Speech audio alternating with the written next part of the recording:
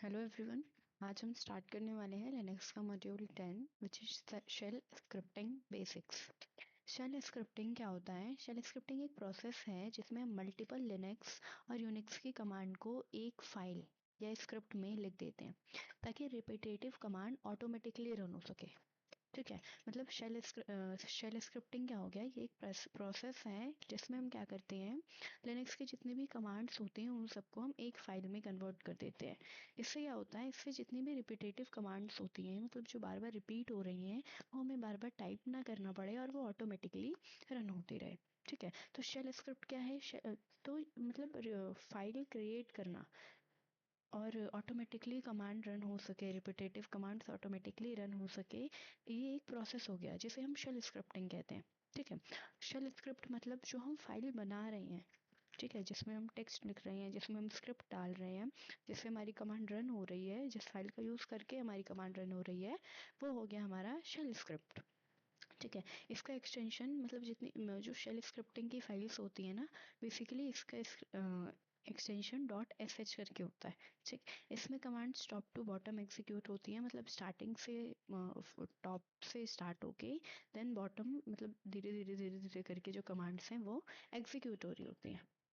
ठीक है, तो ये हो गया। अब शेल स्क्रिप्टिंग इम्पॉर्टेंट क्यों होती है? तो इससे मतलब तो नॉर्मल सी बात है, शेल स्क्रिप्टिंग का यूज़ होता है ऑटोमेशन के लिए, हम सर्वर मैनेजमेंट के लिए, बैकअप के लिए, रीस्टोर के लिए, यूज़र मैनेजमेंट के लिए, लॉग को मॉनिटर करने के लिए, मतलब अपना काम इजीली करने के लिए, टाइम कम हो, मतलब टाइम सेविंग के लिए, ऑटोमेशन के लिए हम क्या करते हैं, शेल स्क्रिप्टिंग यूज़ करते हैं। ठीक है, अब इसमें हम ये कह सकते हैं जैसे डेली हमें बैकअप लेना होता है, तो शेल स्क्रिप्टिंग के थ्रू हम ऑटोमेटिकली ले सकते हैं। 100 यूजर्स हमें एक साथ क्रिएट करना है, तो शेल स्क्रिप्टिंग के थ्रू हम क्या कर सकते हैं, मल्टीपल यूजर्स को एक साथ क्रिएट कर सकते हैं। फिर आता है डिस्क फुल होने पे अलर्ट देना। डिस्क फुल होने पे मतलब जैसे हमारी हार्ड डिस्क फुल हो जाती है, तो उस फॉर्म में मतलब उस टाइम पे हमारे डिवाइस में अलर्ट जनरेट करना। ये सारे रियल लाइफ कुछ एग्जांपल्स हो सकते हैं कि मतलब कुछ हमें ज़्यादा कह सकते हैं बहुत सारे स्टेप्स का काम फॉलो करना है, तो उस टाइम पे हम क्या करते हैं, शेल स्क्रिप्टिंग परफॉर्म कर सकते हैं, जिसकी वजह से हमारा काम ईजी हो जाए, टाइम सेविंग हो जाए और ऑटोमेशन हो जाए। नेक्स्ट आता है हमारा शेल स्क्रिप्टिंग काम कैसे करती है। तो सबसे पहले क्या होता है, हम एज अ नॉर्मल यूज़र हम क्या करते हैं, शेल स्क्रिप्ट मतलब एक स्क्रिप्ट लिखते हैं।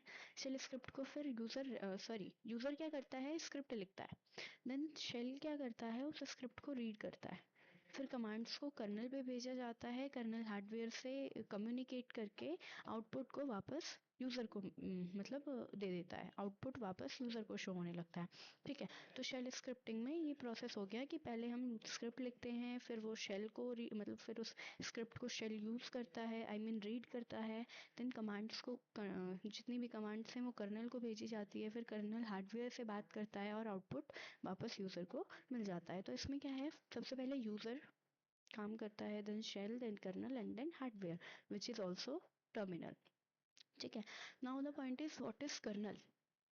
यूज़र तो पता चल गया ना, नॉर्मल यूज़र है जो सिस्टम यूज़ कर रहा है, जो स्क्रिप्ट क्रिएट कर रहा है, जो अपना काम जो मतलब काम में टाइम सेविंग करना चाह रहा है, जो ऑटोमेशन करना चाह रहा है, दैट इज़ यूज़र।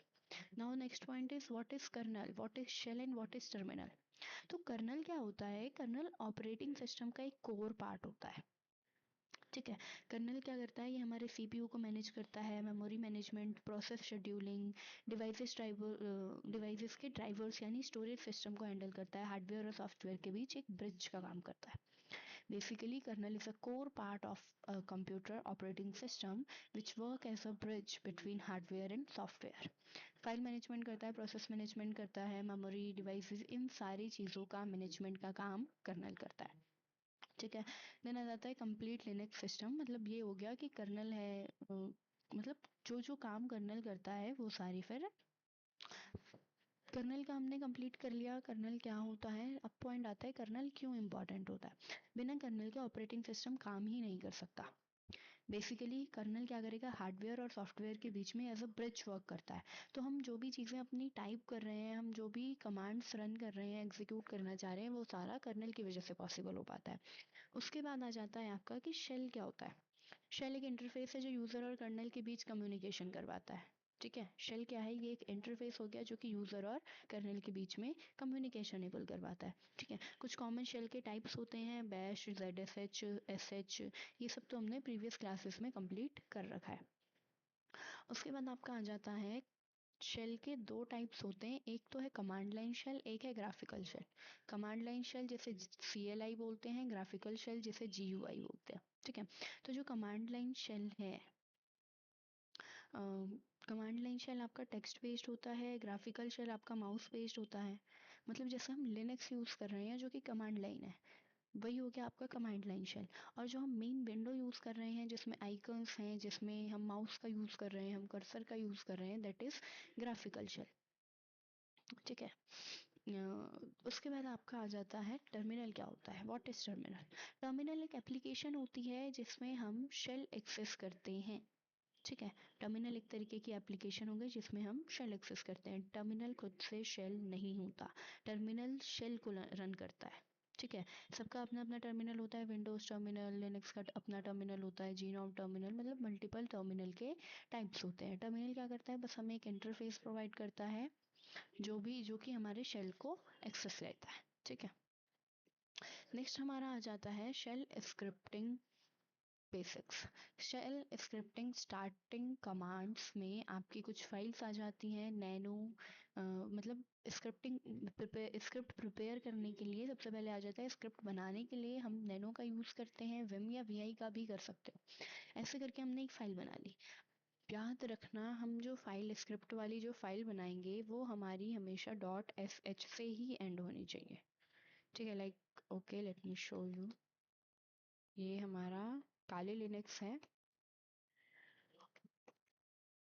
ठीक है, अब मुझे एक शेल बनाना है, तो मैं क्या करूँगी, नैनो का यूज़ करूँगी, नैनो टेस्ट .sh। ठीक, SH क्यों, मैंने अभी बताया, स्क्रिप्टिंग की जितनी भी फाइल्स होंगी शेल स्क्रिप्ट की वो सारी SH से एंड होगी। ठीक है, तो मैंने यहाँ नैनो टेस्ट .sh डाल दिया। इसके बाद मैं इसमें कुछ कुछ चीज़ें लिखूंगी, लाइक हाय हेलो। मतलब बेसिकली हम इसमें कमांड्स लिख सकते हैं, जैसे मैंने लिख दिया ls pwd cat ct। ठीक है, तो मैंने इसमें क्या करा, बहुत सारी कमांड्स लिख दी। हम्म,